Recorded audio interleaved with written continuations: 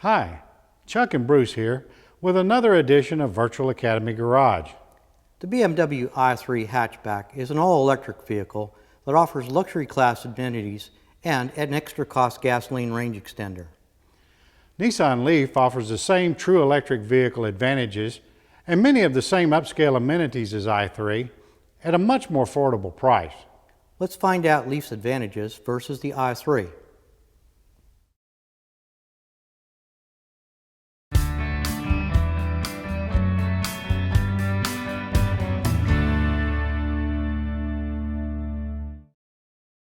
The first thing you notice about the BMW i3 is its boxy, almost toy-like exterior styling. This styling may attract some buyers, but will turn off others. Leaf's hatchback design will appeal to a broader spectrum of buyers, yet has its own distinctive styling cues. BMW says i3 is designed from the ground up to be an EV, and it touts its 50-50 weight distribution. Yet Leaf can make the same claims. BMW also brags about i3's molded carbon fiber reinforced plastic body and aluminum chassis, and how it helps reduce the overall weight of the vehicle. You can see it here on the kick plate. Yes, Leaf has a higher curb weight, yet its design and aerodynamics provide a longer range than an i3 without the range extender. Take a look at i3's coach doors. Their advantage is they create a wide opening to enter and exit the rear seat, which the i3 definitely needs. It's very tight in the rear seat. A disadvantage to these doors is getting into and out of the rear seat requires several steps. First, you open the front door, then you have to release the front seat belt, which is harnessed to the rear door. And finally, you open the small rear door. Once you're in the rear seat, you must close the rear door first before closing the front door. If you try to close the front door first, the rear door won't close. Getting into the rear seat of a Leaf is a breeze. Notice how wide the door opening is and how the seat height lets you slide in comfortably.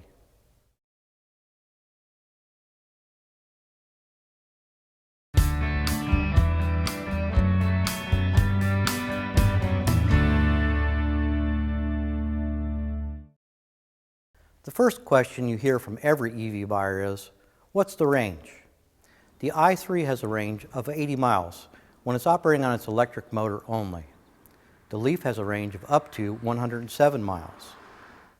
The i3 range extender will increase the range to 150 miles, but it costs about $3,800. The range extender is a two-cylinder BMW motorcycle engine that is mounted here on the right side of the motor compartment. It acts as a generator when the battery is down to 6%. And while it doesn't drive the wheels, it's still a gas generator that requires gasoline, and it produces tailpipe emissions. Furthermore, the generator actually inhibits i3's performance. It is not as responsive. The i3 has a SAE combo charging port located here on the passenger side of the vehicle, so you have to pay attention to which direction you park at a charging station and how long the charging cable is. With its front-mounted charging port, Leaf allows you to simply drive in and plug in. And one more thing, i3 has a brake energy regeneration system. Essentially, it performs the same functions as Leaf's brake mode, but on steroids. When you release the accelerator pedal, the car immediately begins aggressive regenerative braking to help recharge the battery. In fact, it could bring the car to a full stop. But it's a nuisance if you don't want to slow down that quickly, and you can't turn it off.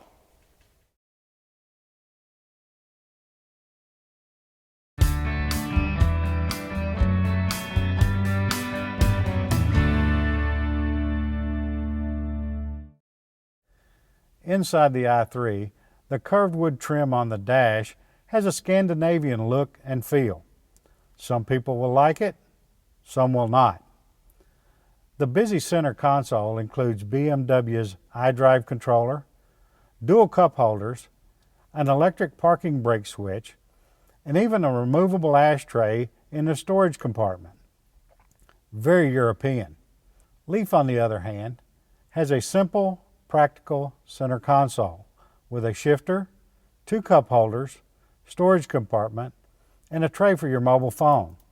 Notice the awkward column-mounted shifter in the i3. You have to twist it to change gears. It takes some practice before you become comfortable with it. Notice the high-mounted interior door handles. You have to look carefully to find them. Leaf's door handles are located where you would expect them to be. Another BMW bragging point is the extensive use of recycled interior materials. They look good, but feel like hard plastic. Leaf also uses many sustainable materials, but has softer, smoother, more attractive surfaces and trim. Finally, there are the i3 dual displays, one behind the steering wheel, one above the center stack, both sticking up from the dash as if they were an afterthought. The very small display behind the steering wheel shows power and trip computer information. The larger center stack display is not a touchscreen and can be operated only with the iDrive controller. Leaf has one large integrated center stack screen for media, navigation, and connectivity displays. It's integrated into the dash and has both touchscreen capability and hard keys. The large digital meter clusters behind the steering wheel can be customized using dash-mounted controls. For more information about all of Leaf's features and how it compares to its primary competitors, visit Nissan Virtual Academy.